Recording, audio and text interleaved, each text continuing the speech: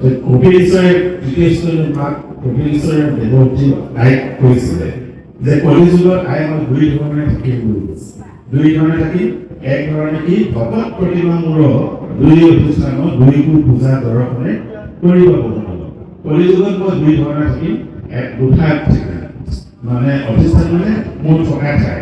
এটা ঠাই হ'ল ভকতসকল। কোন ভকত? কৃষ্ণ ভকতসকল। কৃষ্ণ ভকত হিচাপে মই কৰি থাকিম। তাৰমানে এই বহু ভগৱন্তৰ যি ৰূপ, সেই ৰূপটো কলিত আমি কোনবিলাকে দেখা নাপাওঁ।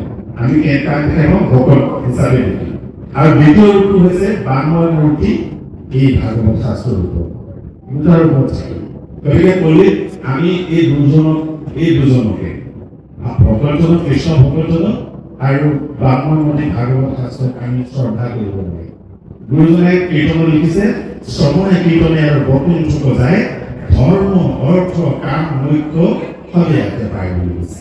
তাৰমানে ভাগৱত শ্ৰৱণ কৰিলে, ভাগৱত দৰ্শন কৰিলে, ভাগৱত কীৰ্তন কৰিলে, ভাগৱত প্ৰদৰ্শন কৰিলে, স্পৰ্শ কৰিলে কি ফল পাব বুলি আমাৰ জীৱ মাত্ৰে চাৰি পুৰুষাৰ্থ ধৰ্ম অৰ্থ কাম আৰু মোক্ষ এইকেইটা পায় বুলি কৈছে।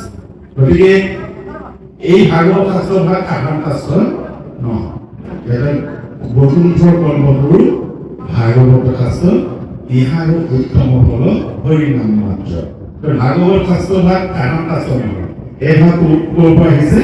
বৈকুণ্ঠৰ পৰা আহিছে। বৈকুণ্ঠই বহু ভগৱন্তই নিজৰ থাকিবৰ কাৰণে বনাই লোৱা এইখন ঠাই বৈকুণ্ঠ। আমিও আহিছিলোঁ আচলতে প্ৰভুৰ হৃদয়ৰ পৰা, আৰু আমি ক'লৈ যাব লাগে? প্ৰভুৰ হৃদয়লৈ গুচি যাব লাগে। তেতিয়া এই সংসাৰ জনা যন্ত্ৰণৰ পৰা আমি প্ৰবচন সকলো ধুনীয়াকৈ এইবিলাক কথা বুজাই যাব। এতিয়া সেই বৈকুণ্ঠ শাস্ত্ৰ পৃথিৱীলৈ কেনেকৈ আহিল তাৰো ভাগৱততে ধুনীয়াকৈ দিয়া আছে। পদ্মকল্পত শ্ৰীনাৰায়ণে ব্ৰহ্মা ক'লে, ব্ৰহ্মাই ক'লে নাৰদক, নাৰদে ব্যাসক ক'লে, ব্যাসে শুকক পঢ়ালে বা শুকক ক'লে, আৰু শুকে ৰজা পৰীক্ষিতৰ আগত পঞ্চপাণ্ডৱৰ নাতি পৰীক্ষিতৰ আগত এই ভাগৱত ক'লে।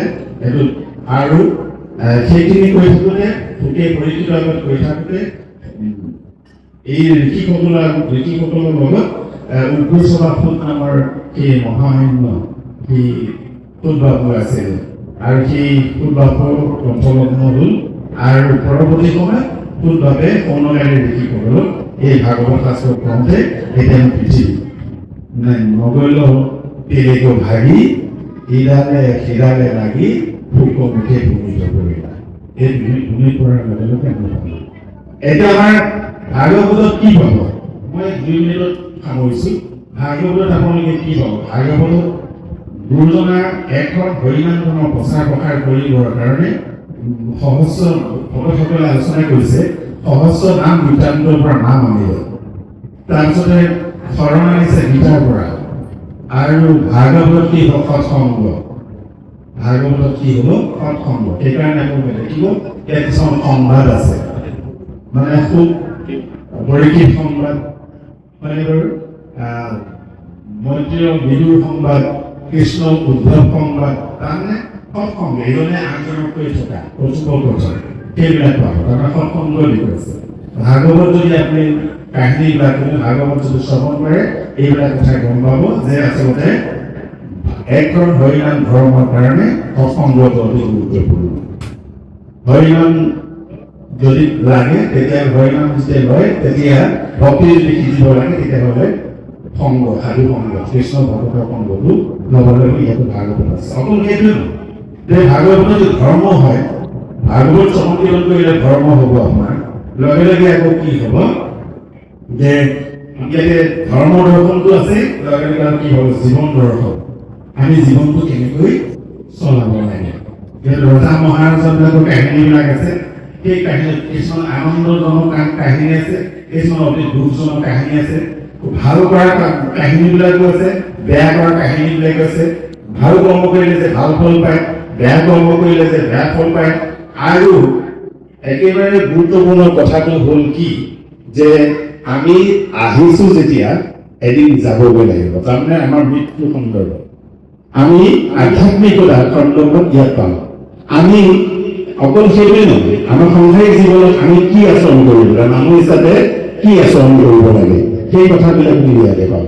কোনো কোনোবা কাহিনী আপোনাৰ চকু পানী উলিয়াই দিব।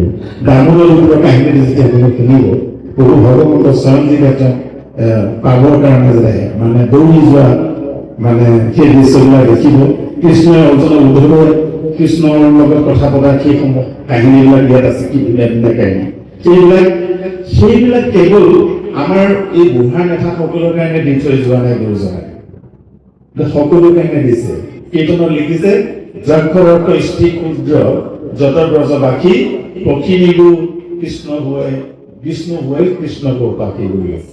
তাহলে এই নামটো কাৰ কাৰ অধিকাৰ আছে? সকলোৰে, শিশু যুৱ আৰু বৃদ্ধ বৃদ্ধা সকলোৱে এইটো ল'ব পাৰে। অকল মানুহ বুলি নহয়, অন্যান্য জীৱেও এইটো লোৱাৰ সুবিধা আছে। কিন্তু মানুহৰ কি আছে, বিষয় সম্বন্ধ লোক সমস্ত জুনিতে পায় হৰি সেৱা একো স্থানে নাই, হৰিৰ সেৱাৰ জীৱ কেৱল মনুষ্য তনু জানি পৰা হৰি গুণ গায় বুলি কৈছে। কেৱল মনুষ্য তনুটো পাবৰ কাৰণে আমি কেৱল খাই জীয়াই থাকিবৰ কাৰণে প্ৰভু ভগৱন্ত আমাক মনুষ্য তনুটো দিয়া নাই। মনুষ্য তনুটো দিয়াৰ মূল কথাটো হৈছে যে আমি হৰিনাম ল'ব লাগে, হৰিনাম লৈ পেলাই আমি নিজৰ মুক্তি সাধন কৰিব লাগে, যিটো কৰ্মবন্ধ বুলি কয়। জন্ম হৈ মৃত্যু হয়, মৃত্যু হৈ জন্ম হয় কৰ্ম, এইটো কৰ্মবন্ধ।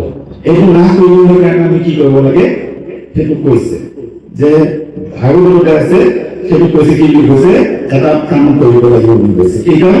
শৰণ গ্ৰহণ কৰিব লাগিব, কৃষ্ণত শৰণ।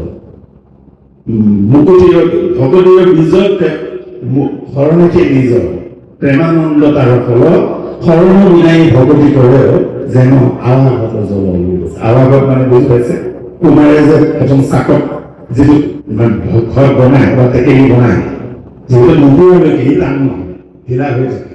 তাত যদি আপুনি পানী ভৰাই দিয়ে লগে লগে কি হ'ব? ভাগি যাব আৰু আপোনাৰ পানীখিনি ওলাই যাব। ঠিক তেনেকৈ শৰণ হৈ যদি আপুনি ভকতি কৰি থাকিব, সেই ভকতিবিলাক সেই নিচিনাকে অলপ সময় থাকিব আৰু তাৰ ফলখিনি লাহে লাহে ওলাই যাব। সেইকাৰণে শৰণটো অতি গুৰুত্বপূৰ্ণ। শৰণ ল'ব লাগিব, আশ্ৰয়। শৰণৰ শাখা মন্ত্ৰটো হ'ল আশ্ৰয়, আশ্ৰয়টো ল'ব লাগিব। লোৱাৰ পিছত কি কৰিব? কৃষ্ণ ভকত সংগ ল'ব লাগিব। কৃষ্ণ ভকত সংগ কিয় ল'ব লাগে বুলি কৈছে যে গ্ৰাম্য তথা বিনাশনৰ উত্তম শ্লোকৰ গুণ প্ৰসৱৰ সাধুৰ সংগত।